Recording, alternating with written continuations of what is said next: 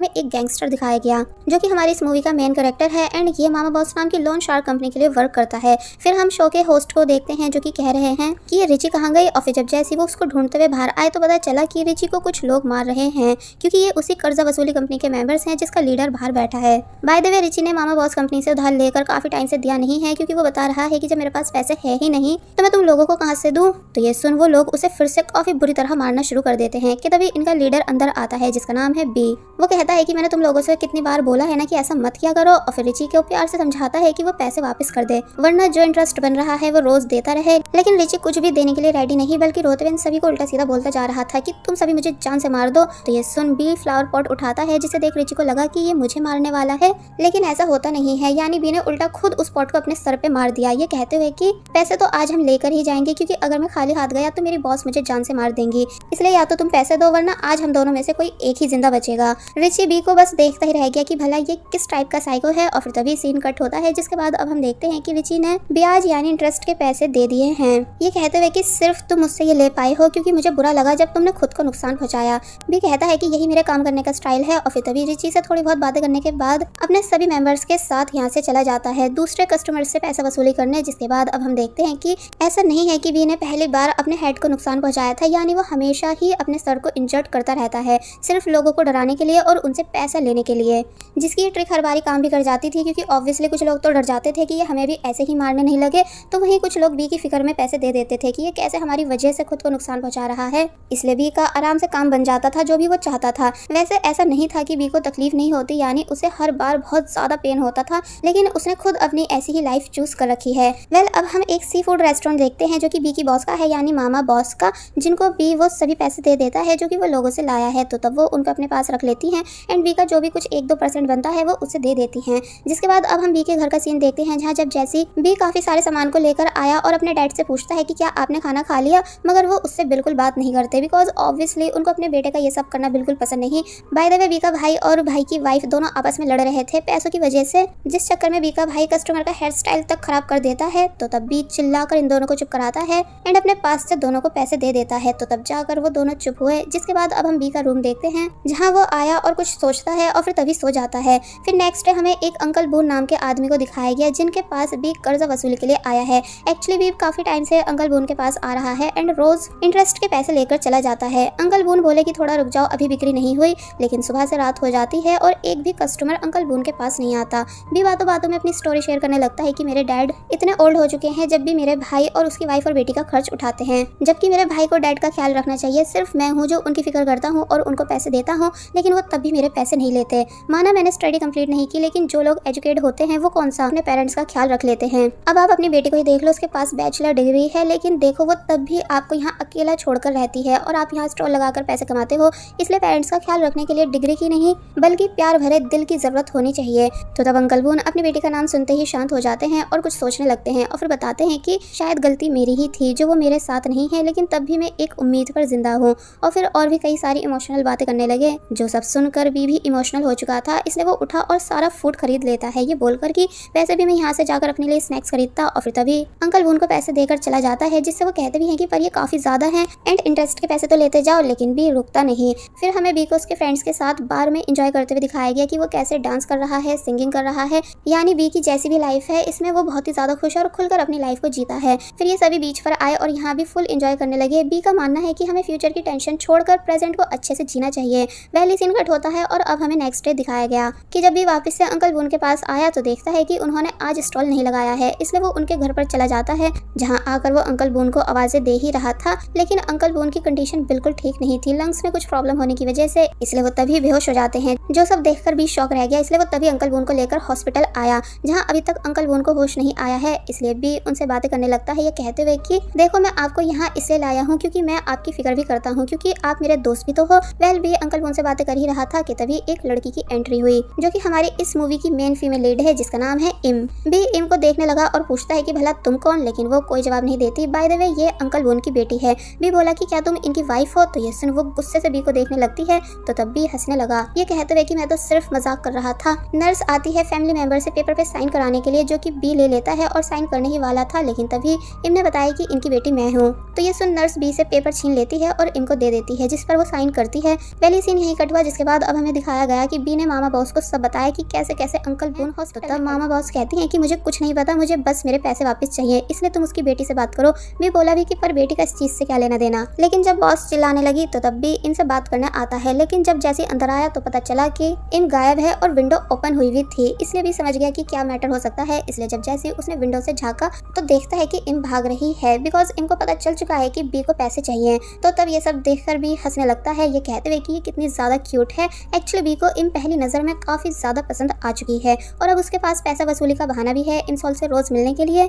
इसलिए वो तभी अंकल बून के घर वापस आता है और इनका फुल नेम और पूरी डिटेल्स पता करने के बाद उस जगह पहुंच जाता है जहां इम वर्क करती है। एक्चुअली इम एक बैंकर है और लोगों से बात करके उन्हें लोन देती है, जो कि अब काफी ज्यादा परेशान हो रही है बाहर खड़े बी को देख देख कर। यहाँ हमें इनका क्रश भी दिखाया गया जिसको इम काफी टाइम से पसंद करती है और देखने पर ऐसा लग रहा था कि जैसे वो लड़का भी इम में इंटरेस्टेड है। लेकिन इस टाइम इम बिल्कुल ठीक नहीं बल्कि बी की वजह से परेशान है, क्योंकि उसे पता है कि उसके डैड ने काफी सारा कर्ज ले रखा है जो कि अब उसे देना होगा।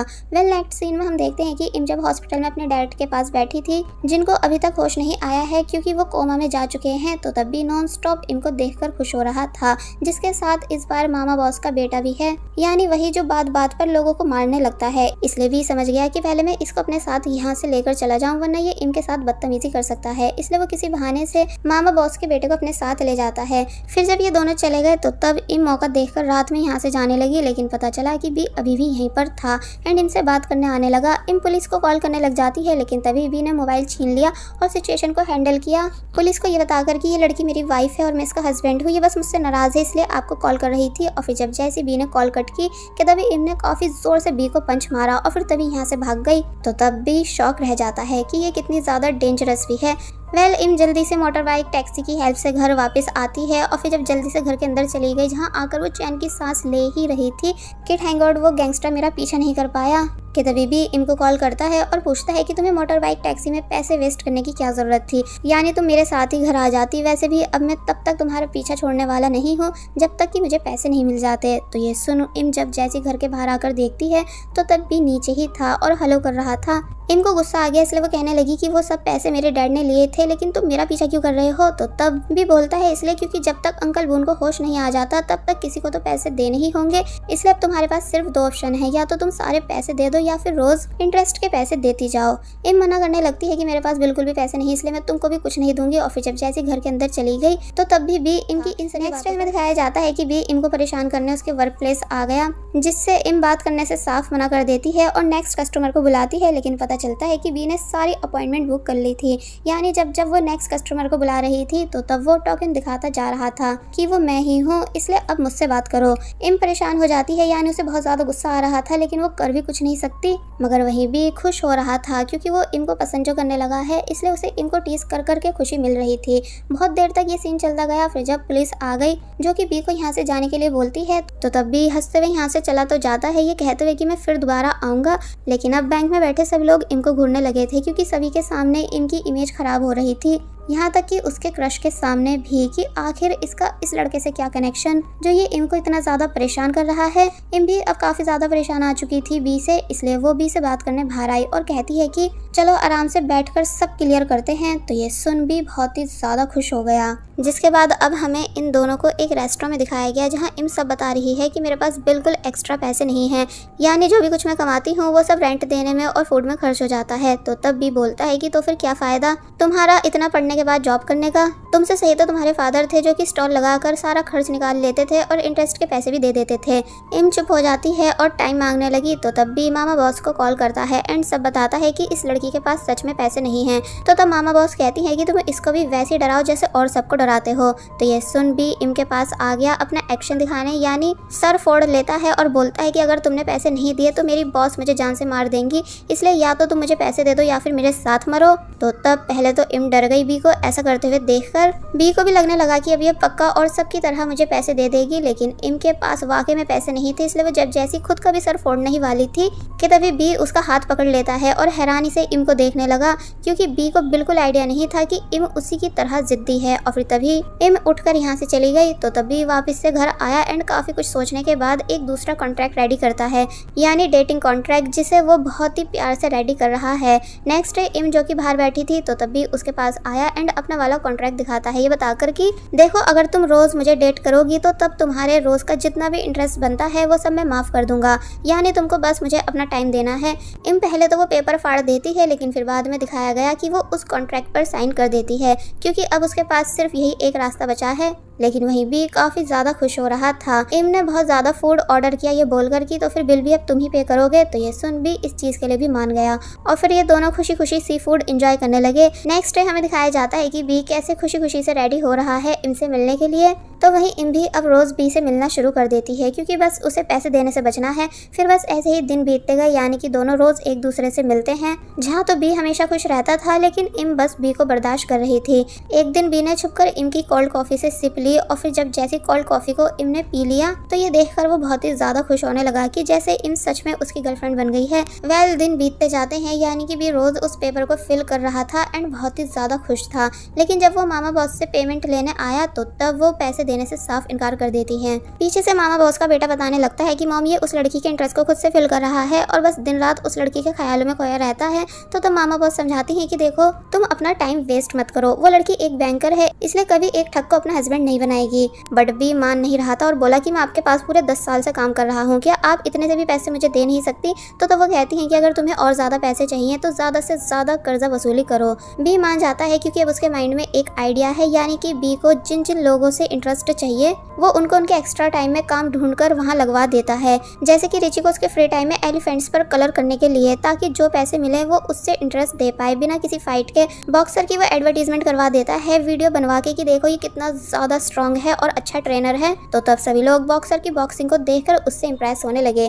जो सब बातें सोशल मीडिया पर भी वायरल होने लगी कि आजकल पैसा वसूली करने वाले कैसे अपने कस्टमर्स की हेल्प करा रहे हैं। तो तब इम भी इंप्रेस होने लग जाती है कि मैं जितना बी को बुरा समझती थी वो उतना भी बुरा नहीं। जिसके बाद अब दिखाया गया कि इम जो कि कहीं जा रही थी कि तभी उसे एक शॉकिंग न्यूज़ पता चली कि उसके क्रश ने अपनी गर्लफ्रेंड बना ली है। इसलिए देखकर इम का काफी बुरी तरह दिल टूट गया, जिस वजह से वो किसी बार में बी के साथ ड्रिंक करने आई एंड नॉन स्टॉप अल्कोहल पीने लगी। तो तब भी इम का मूड ठीक करने के लिए उसके लिए सॉन्ग सिंग करता है कि कैसे वो हमेशा इम का ख्याल रखेगा। तो तब वो सॉन्ग इम को इतना ज्यादा पसंद आता है कि अब फाइनली लगा। इसलिए जब नेक्स्ट डे भी फिर से सिप लेने के बाद ड्रिंक चेंज करने की कोशिश करता है तो तब वो उसको बी के सामने ही पीकर दिखाती है। इसलिए देख भी बहुत ही ज्यादा खुश हुआ और समझ गया कि अब इम भी उसे पसंद करने लगी है। तो वहीं बॉक्सर के पास बी की हेल्प से न्यू ट्रेनिज आ चुके थे, इसलिए उसने सारा कर्ज दे दिया। रिची को भी जब जैसी उसकी सैलरी मिली तो उसका भी सारा कर्ज खत्म हो जाता है, इसलिए इस वजह से बी की भी अर्निंग हो गई, जिसे वो A to Z सब इम पर खर्च कर रहा है। फिर बस होना क्या था, धीरे धीरे दोनों ने ऑफिशियली एक दूसरे को डेट करना शुरू कर दिया, यानी दोनों साथ में बहुत ज्यादा खुश है और हर एक मोमेंट को एंजॉय कर रहे हैं। बी ने रोज हॉस्पिटल जाकर मिस्टर बून की केयर भी की, ये कहते हुए कि देखो अब तो मैं ही आपका सन इन लॉ बनूंगा। तो तब इम बी की बातों को सुनकर खुश होने लगती है।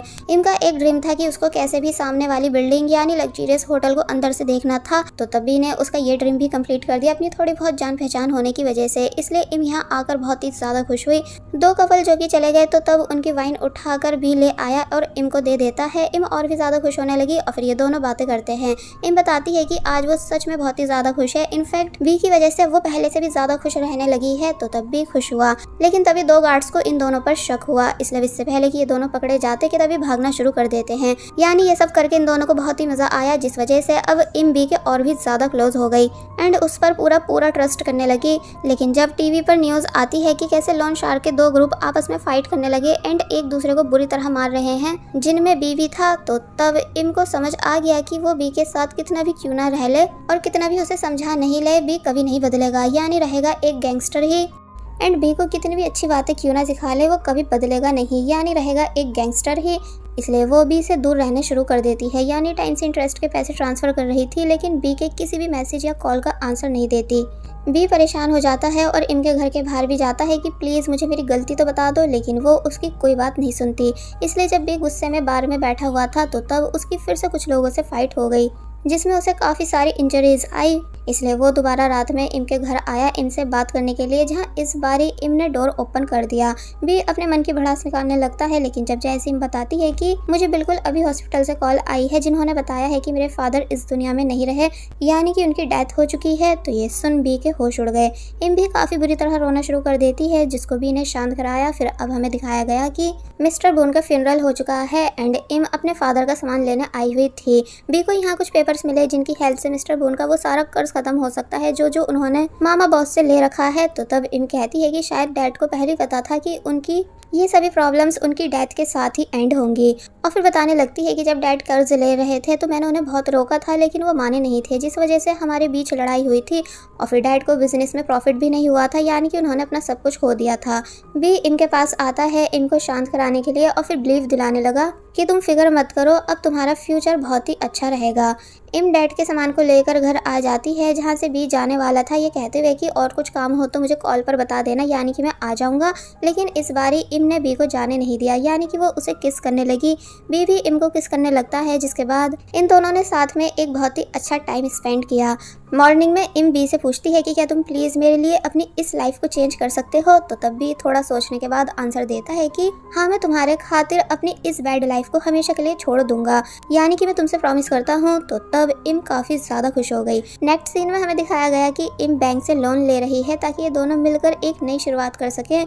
तो तब बैंकर लेडी ने बताया कि आपका अमाउंट कल तक विड्रॉ हो जाएगा, जिसे आप दोनों में से कोई भी आकर लेके जा सकता है। तो ये सुन वो दोनों खुश हुए, जिसके बाद अब ये दोनों एक रेंट की शॉप देखने आते हैं, जहाँ पर इम फ्राइड फूड का रेस्टोरेंट खोलना चाहती है, वो भी बी के साथ। फिर ये दोनों घर देखने गए, जो कि इम को काफ़ी ज़्यादा पसंद आया, लेकिन यह काफ़ी महंगा था। इसलिए घर वापस आकर भी समझाता है कि अगर तुम्हें वो घर सच में बहुत ज़्यादा पसंद है तो तुम बैंक से और लोन लेकर उसे ले सकती हो। लेकिन इम साफ मना कर देती है, क्योंकि वो अपने डैड की तरह कर्ज में डूबना नहीं चाहती है।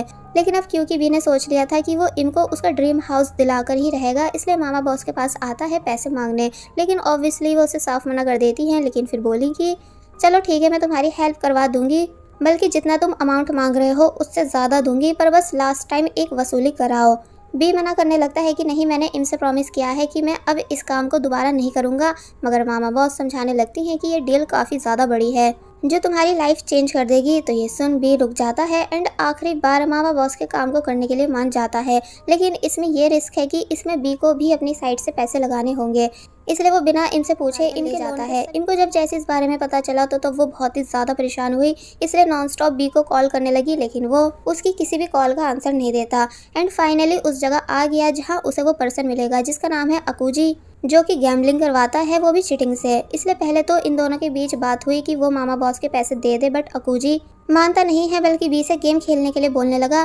बी मान जाता है, लेकिन जब जैसे गेम स्टार्ट करता है, पर यहाँ वो इनके सभी पैसों को धीरे धीरे हारने लगता है, बिकॉज अकूजी एक दूसरे पर्सन की तरफ इशारे करके डाइस को अपने अकॉर्डिंग चेंज करवा रहा था, यानी फुल चीटिंग से। इसका मतलब सिर्फ वो नंबर डाइस में आ रहे थे जो कि अकूजी चाहता है, जो चीज़ बी ने भी नोटिस कर ली। इसलिए बोला कि मैं अपने सभी पैसे लगा रहा हूँ। सभी लोग बातें करने लग जाते हैं कि क्या ये लड़का पागल हो गया है, जो इतना हारने के बाद भी अब भी अपने सभी पैसे लगा रहा है। तो वहीं अकूजी भी हंसने लगता है, क्योंकि उसे पता है कि वही जीतेगा। इसलिए जब जैसे उसने दोबारा डाइस चेंज करवाए मोबाइल की हेल्प से, तो तब भी बोला कि नहीं रुको, इसे इस बार मैं ओपन करूंगा। अकूजी कहता है कि हाँ बिल्कुल लो। लेकिन जब जैसे भी डाइस रिवील करने ही वाला था कि तभी एक आदमी को कुछ होता है, जिस वजह से वो शोर मचाने लगता है। सभी लोग उस आदमी को देखने लगे, तो तब वो आदमी कहता है कि सॉरी अब मैं ठीक हूँ। तो ये सुन वो सभी उस आदमी को बकते हैं और उस प्लेस से बाहर कर देते हैं। और अब जैसे अकूजी डाइस को देखता है तो वो चेंज हो चुके थे, यानी कि वो नंबर्स थे जो बी को जीतने के लिए चाहिए थे। इसलिए अकूजी के होश उड़ गए। तो वहीं भी बहुत ही ज्यादा खुश हुआ, क्योंकि वो काफी बड़ा अमाउंट जीत चुका है। अकूजी क्लेम करने लगता है कि इसने चीटिंग की है, इसलिए दोबारा से बैट लगवाता है, लेकिन अब भी फिर से वही डाइस आए जो कि बी को चाहिए थे। तो इस वजह से बी का विनिंग अमाउंट अब और भी ज्यादा डबल हो गया। एक्चुअली जब उस आदमी ने बीमार होने का शोर किया था, तो तब इस बीच मौका देखकर बी ने डाइस को बदल दिया था। एंड ये भी वही कंट्रोल वाले डाइस थे जिनको बाहर से मामा बॉस का बेटा कंट्रोल कर रहा था। इसलिए बी चीटिंग से ही सही मगर जीत गया।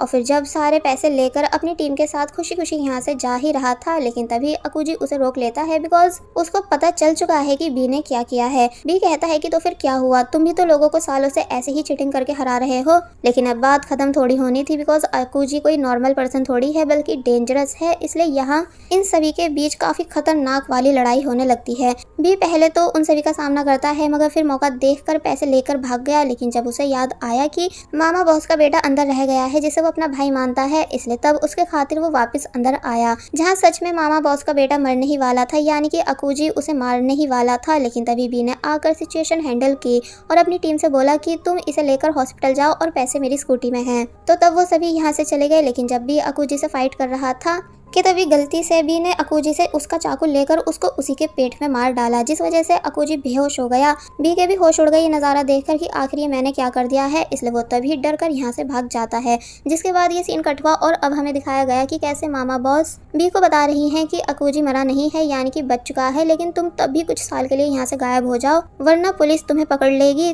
तो तब भी मामा बॉस से अपने पैसों के बारे में पूछने लगा। मामा बॉस कहती हैं कि वो तुम्हारे पैसे नहीं है बल्कि मेरे हैं। तो तब बी ने बताया कि मैंने अपनी गर्लफ्रेंड यानी इनके पैसे गैम्बलिंग में लगाए थे, तब जाकर मैं उन सभी पैसों को जीता, इसलिए तुम कम से कम प्लीज मेरी गर्लफ्रेंड के पैसे तो उसे वापस कर दो एंड जो मेरे बनते हैं वो सभी मेरी गर्लफ्रेंड को दे देना। मामा बॉस कोई रिप्लाई नहीं देती और कॉल कट कर देती हैं। तो तब बी को लगा कि ये मेरे और इनके पैसे इनको दे ही देंगी, क्योंकि बी मामा बॉस पर बहुत ही ज्यादा ट्रस्ट करता है। और फिर तभी रिवील हुआ कि जहाँ बी बैठा था वो पुलिस स्टेशन है, क्योंकि बी ने खुद को सरेंडर कर दिया है और अगर नहीं करता तो वो वैसे भी पकड़ा ही जाता। क्या तभी इम यहाँ आई, लेकिन बी इम से मिलने से साफ मना कर देता है। तो तब इम चिल्लाने लगती है कि तुम आखिर कैसे मेरे साथ ऐसा कर सकते हो, यानी तुमने प्रॉमिस किया था कि तुम बदल जाओगे और कहाँ है मेरे पैसे, मुझे अभी मेरे सभी पैसे वापस दो, तुमने आखिर क्यों मेरे साथ ऐसा किया है। लेकिन बी कोई जवाब नहीं देता बल्कि बस रोता जाता है, क्योंकि वो वाकई में बहुत ज्यादा शर्मिंदा है। जिसके बाद ये सीन यहीं कट हुआ और अब हमें पूरे 2 साल बाद का सीन दिखाया गया, यानी कि बी अपनी सजा काटकर जेल से आ चुका है, जहाँ पहले वो अपने भाई से मिला, यानी उसने भाई ड्राइवर बनकर बच्चों को स्कूल से उनके घर ड्रॉप करता है, यानी वही जॉब जो उसके फादर करते थे लेकिन अब नहीं करते हैं। रास्ते में उसे मामा बॉस का पोस्टर दिखा जो कि अब पहले से काफी ज्यादा रिच बन चुकी हैं एंड इलेक्शन में खड़ी हैं। फिर अब वो इम की लाइव स्ट्रीम देखता है, जिसे देखकर वो खुश हो रहा था। एक्चुअली बी को लग रहा है कि इम अपनी लाइफ अच्छे से जी रही होगी जैसा कि वो चाहती थी, लेकिन जब बी ने नोटिस किया कि इम ठीक कंडीशन में नहीं है, इसलिए ऑनलाइन चीप प्रोडक्ट्स बेच रही है, इसलिए वो समझ जाता है कि इसका मतलब मामा बॉस ने इम को उसके पैसे वापस नहीं करे थे। बी इम की फ्रेंड से मिलता है जो कि बताती है कि इम ने तो 2 साल पहले ही यहाँ से जॉब छोड़ दी थी एंड लोन की टेंशन होने की वजह से वो सही से काम पर फोकस भी नहीं दे पाती थी एंड अब भी बहुत ही बुरी कंडीशन में है। तो ये सुनकर बी को इम के लिए बहुत ही बुरा लगने लगा एंड मामा बॉस पर काफी ज्यादा गुस्सा आया, इसलिए वो मामा बॉस से बात करने डायरेक्ट उनके प्लेस आ जाता है, जिसे देख सभी लोग हैरान हुए। बी मामा बॉस से पूछता है कि आपने मेरी गर्लफ्रेंड को उसके पैसे वापस क्यों नहीं करे, जबकि मैंने आपको बताया था ना कि वो पैसे उसके हैं। तो तब मामा बॉस मुकरने लगती हैं कि कौन से पैसे और कैसे पैसे। तो तब बी को गुस्सा आ गया कि आखिर आप ऐसा कैसे कर सकती हो, लेकिन अब क्योंकि मामा बॉस का बेटा भी चेंज हो चुका है, वो बी को धक्के मारकर ऑफिस से निकाल देता है। बी घर वापस आकर बहुत ही ज्यादा परेशान हुआ, इसलिए डिसाइड करता है कि अब मुझे अपनी पुरानी फॉर्म में वापस आना ही होगा। इसलिए उसने वही पुराने वाले अपने कपड़े पहने, जिन्हें पहनकर वो मिनी गैस सिलेंडर लेकर वापस से मामा बॉस के प्लेस आ गया इन सभी को सबक सिखाने के लिए। मामा बॉस का बेटा बोलता है कि इसको जान से मार दो तभी ये हमारा पीछा छोड़ेगा, लेकिन ऐसा हो नहीं पाता है, यानी कि बी इतनी बुरी तरह इन सभी को मारता है कि इन लोगों की काफी बुरी हालत कर देता है, यानी कि इन सभी से उठा तक नहीं जाता। मामा बॉस शोर सुनकर जब जैसी बाहर आई तो पता चला कि बी ने कैसे सभी को इंजर्ड कर दिया है, स्पेशली उनके इकलौते बेटे को जिसे अब होश भी नहीं आ रहा। तो तब इसलिए वो डायरेक्ट बी के पास आकर उसे जोर से थप्पड़ मारती है। बी उनके हाथ पकड़ लेता है और उनको भी मारने ही वाला था, लेकिन अब क्योंकि बी ने स्टार्टिंग से मामा बॉस को अपनी मॉम की तरह समझा है, इसलिए वो नीचे बैठ गया और रिक्वेस्ट करने लगा कि मैम प्लीज मुझे मेरे पैसे वापस कर दो, ये ज्यादा बड़ा अमाउंट नहीं है और आप तो इतने पैसे फिर से कमा लोगी, लेकिन मेरे पास ज्यादा टाइम नहीं है। तो तब मामा बॉस कहती हैं कि देखो यही डिफरेंट है तुम में और मुझ में, यानी तुम हमेशा मेरे गुलाम ही रहोगे, तुमको बिल्कुल भी बिजनेस की समझ नहीं है। और क्या मैं तुमसे बोलती थी कि तुम कर्जा वसूली के टाइम खुद को नुकसान पहुंचाओ, नहीं ना, इसका मतलब तुमने खुद से अपने आप को यूज करवाया है, वो सब तुम्हारा काम था जो सब तुमने मेरे लिए किया, लेकिन अब बदले में तुम्हें कुछ नहीं मिलेगा। तो ये सुन भी जो कि हैरान है कि मामा बॉस कितनी ज्यादा हार्टलेस है, इसलिए तभी वो उनकी फिंगर को जोर से मोड़कर तोड़ देता है। मामा बॉस चिल्लाने लगी एंड उनको लगा कि अब ये मेरे हेड पर भी अटैक करेगा, इसलिए भागने की कोशिश करती हैं और जब पुलिस को कॉल करने ही वाली थी तो तब उनके पास आकर बी सिलेंडर की गैस लीक कर देता है एंड बोला कि आज आपने अगर मुझे मेरे पैसे नहीं दिए तो यहाँ से कोई भी जिंदा बचकर नहीं जाएगा। तो ये सुन वो काफी बुरी तरह कांपने लग जाती हैं, इसलिए फाइनली पैसे देने के लिए मान गई। जिसके बाद सीन कट होता है और अब हमें दिखाया गया कि बी मामा बॉस से इनके पैसे लेकर जा रहा है एंड इनको कॉल करता है कि इम मैं तुमसे मिलने आ रहा हूँ, क्या तुम अपने घर पर ही हो, क्योंकि मुझे तुम्हारे पैसे वापस करने हैं। तो ये सुन पहले तो इम कोई जवाब नहीं देती, फिर बोली कि उन पैसों को तुम ही अपने पास रख लो, और फिर तभी कॉल कट करके बी के नंबर को ब्लॉक कर देती है।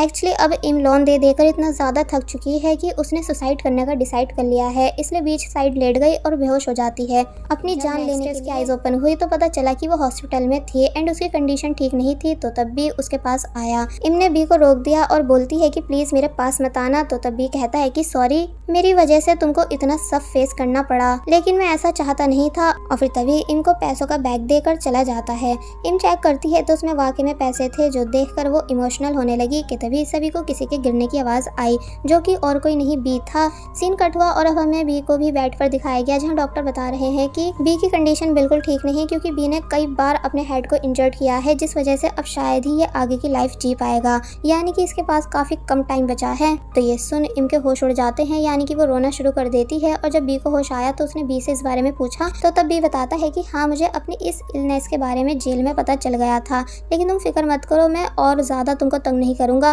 और तुम्हारी लाइफ से चला जाऊंगा। और फिर साथ ही दिल से अपनी सभी गलतियों के लिए इम को सॉरी भी करता है। इम और ज्यादा इमोशनल होने लग जाती है, इसलिए फाइनली बी को माफ कर देती है और कहती है कि वो उसकी आखिरी सांस तक उसके साथ होता है। और अब हमें दिखाया गया कि ये दोनों अपने उस ड्रीम को पूरा कर रहे हैं जो कि ये कर नहीं पाए थे, यानी साथ में फ्राइड फूड का रेस्टोरेंट ओपन कर रहे हैं, जिसके लिए इन्होंने वही वाली शॉप ली है जिसे भी ये लास्ट टाइम देख कर गए थे, इसलिए उस पूरी जगह को क्लीन कर रहे थे। साथ ही ये दोनों वॉल पर पेंट भी करते हैं, जहाँ भी खुश है इनको अपने साथ देखकर, क्योंकि वो ऐसी ही तो सुकून की लाइफ चाहता था। तो वहीं इम भी खुश नजर आ रही थी।